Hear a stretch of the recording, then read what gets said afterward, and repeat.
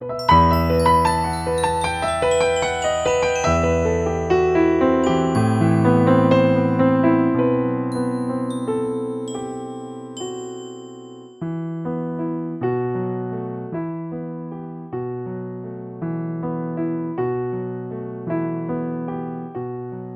quando ti hanno filmata, da tutti sei stata ammirata, con orgoglio e con grande poesia. Anch'io voglio dire che vivo a Baria.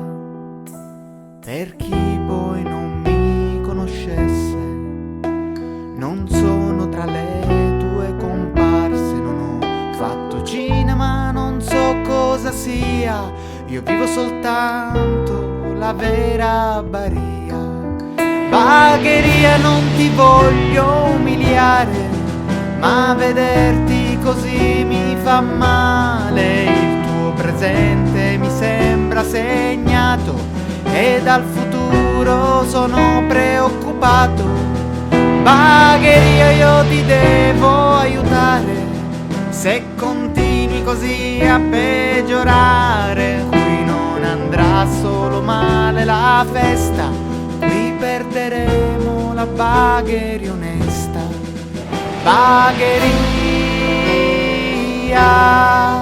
Bagheria, Bagheria, Bagheria.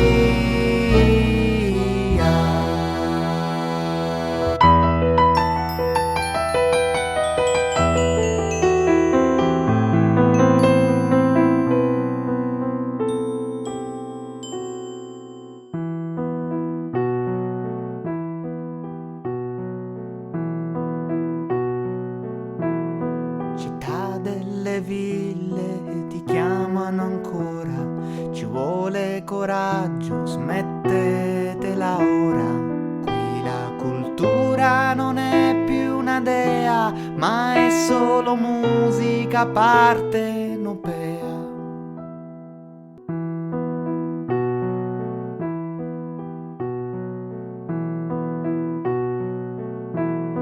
Di grandi talenti sei stata madrina, da Tornatore a Buttita Giardina, Renato Guttuso, Nino Cirrincione, Fernando Scianna e Paolo Zarcone.